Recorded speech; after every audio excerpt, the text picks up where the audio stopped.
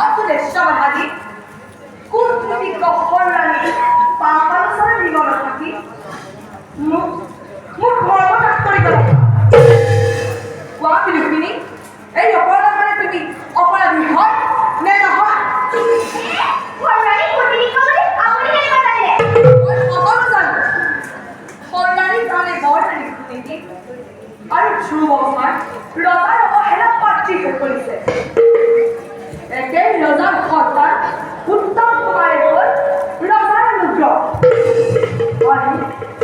আৰু ধ্ৰুৱ কুমাৰে হ'ল ৰজাৰ অৱহেলা পাত্ৰ। কোৱা বিলুপিনী, ইয়াত কি অন্যায় নহয়? সেইবিলাক আপোনাৰ আলোচনাৰ বিষয় নহয়। ৰজাৰ আগত সেইবিলাক কথা প্ৰকাশ কৰিলে নিশ্চয় আপোনাক দোষী সাব্যস্ত কৰিব। এতিয়া আপুনি কি কৰিব? তাৰ কাৰণে দিনতে ভয় নকৰে। কল্যাণীৰ বৰৰাণী কূটনীতিক আৰু ধ্ৰুৱ বৰ্মা যিমানেই অত্যাচাৰ নকৰক কিয়, জগত ধৰি শিৱে তেওঁলোকক ৰক্ষা কৰিব। আৰু আজি মোৰ শেষ পালা, তুমি অপৰাধী কাষলৈ যাব নোৱাৰা। আপোনাৰ কথা মানিবলৈ মই একেবাৰে মানিব লাগিব। নহ'লে উপযুক্ত শাস্তিৰ বাবে প্ৰস্তুত থাকিবা। বাৰু, আপুনি বৰাণীৰ পক্ষ আৰু মই বৰাণীৰ পক্ষ। তাৰ পক্ষ কিমান শুদ্ধ নহয় মই চাওঁ।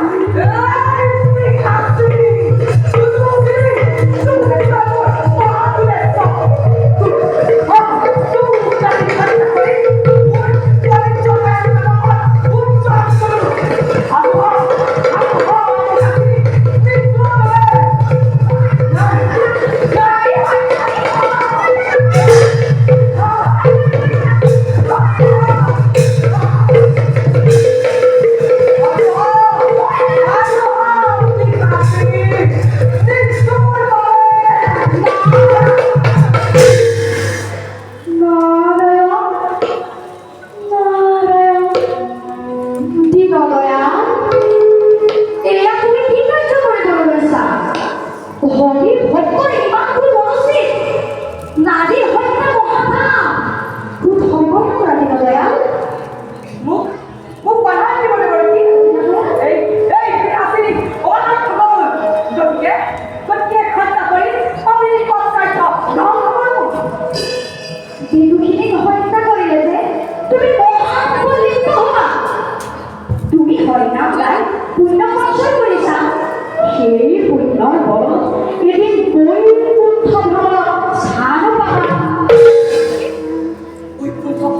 হয় দিনদয়া, কিন্তু এনে মহাপাপ কৰিলে ঘোৰ নৰকত পৰিবা। গতিকে তোমাক আমি নৰকগামী হ'বলৈ এৰি দিব নোৱাৰো। আমাৰ বাক্য ৰাখি তুমি বিদুষীক এবাৰলৈ ক্ষমা কৰি দিয়া।